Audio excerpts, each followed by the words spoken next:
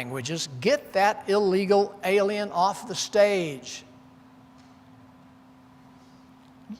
Quote, you are one lucky Slovenian, and after all that surgery, you hit a kind of horrible jackpot chained to a colossal idiot. Now, you know what's really sad about that? Get that illegal off the stage and blah, blah, blah. That Midler's Jewish.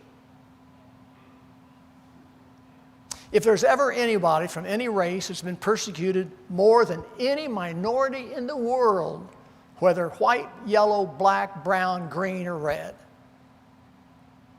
anti-Semitism is synonymous with horrible racism.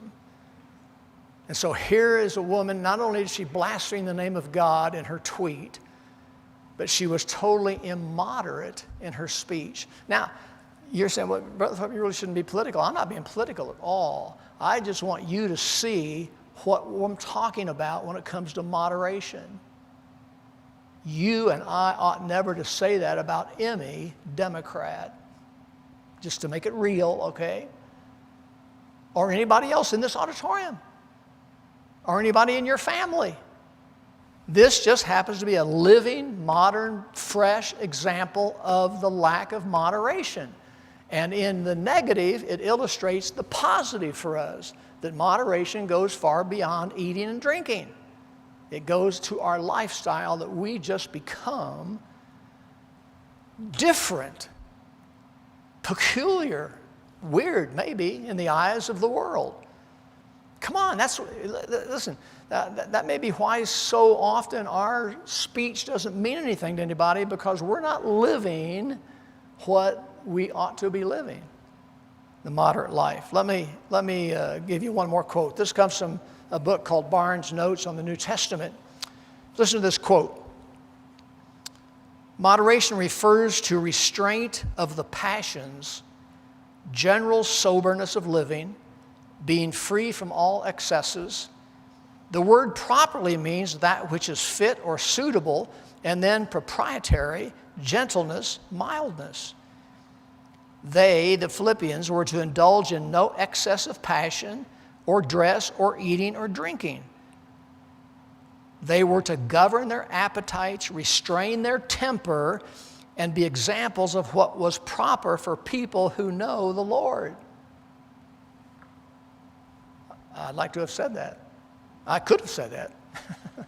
But I thought I'd better give credit where credit is due. And so I think I've put on here someplace, number 2, under thinking about that, what do you do excessively? And I've given you some ideas, not entertainment. These are things that we can do excessively. The world does, entertainment. The world is so excessive on entertainment that they're having withdrawal symptoms because of the sport issue. Leisure time, food.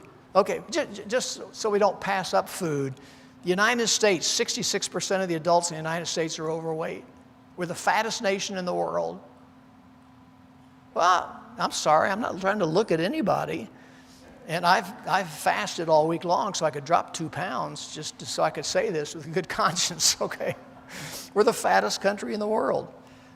But other things, we spend 6 hours and 31 minutes a day on the internet. Average American spends 5.5 hours a day on their phone.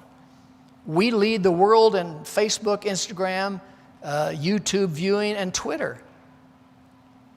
Listen to this. Here's a stat from scientificamerican.com. On average, people spend 60% of conversations talking about themselves.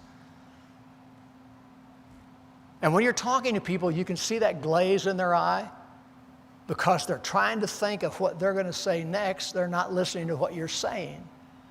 I'm going to preach a message here in a couple of weeks or 3 weeks or 4 weeks on listening. This figure of 60% jumps to 80% when they communicate via social media. 80% of the time, they just talk about themselves. You say, Brother, where are you going with this? I'm just saying, let's understand what moderation is and what we're supposed to be.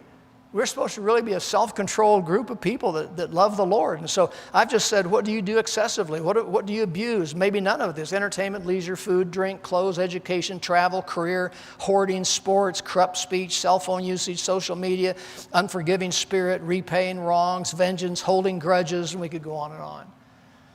So we get it out of our mind so that I can eat this afternoon.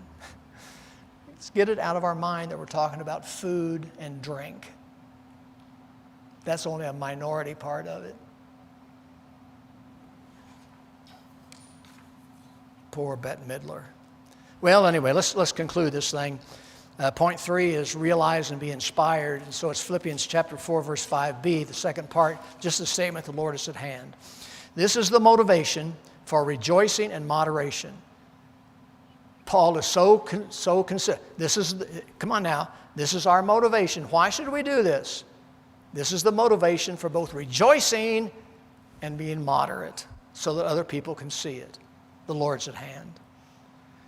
Now, that phrase, and it's a phrase, at hand, I've given you the Greek word, but it's pronounced engus, just like goose, engus, all right?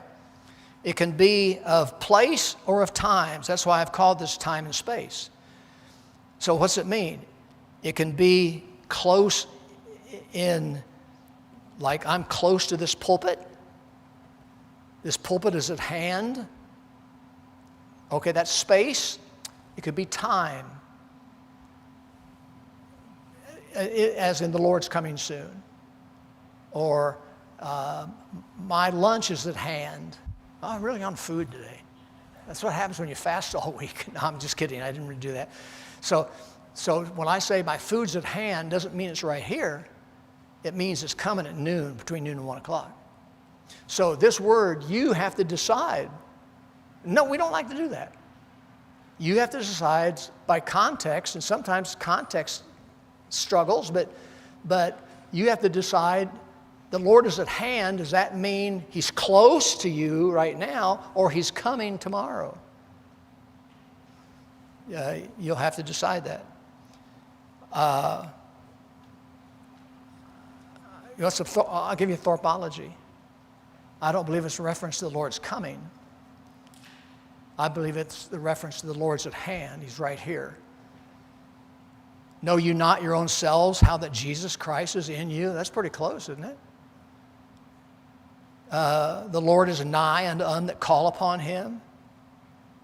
And so I'm calling it thorpology. And some of you online probably don't understand what I mean by that. So I'm saying, here's my take on it. You're welcome, because listen, if you read 10 commentaries, 5 of them will say it deals with the Lord's coming, 5 of them will say it deals with his presence. So what do you do with that? I mean, theologians are a lot smarter than I am. So you're welcome to think all you want to think. Why do I choose? Well, first of all, because the context doesn't help us. It's just a statement, the Lord's at hand. But it's a motivation. Let me ask you, what is more motivating? Let's be a teacher. Let's be a math teacher, okay? Are your students apt to be more civilized? I know this really breaks down thinking of our school system, but do your students would have a tendency to be more civilized when you're present in the room or when you're out of the room and they know you may be coming back?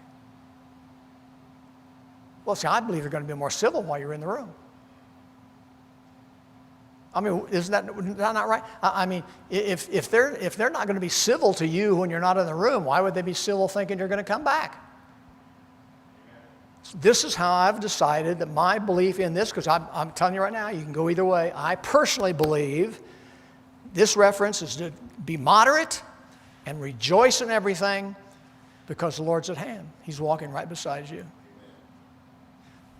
And because if he's coming tomorrow, I can blast Mike today.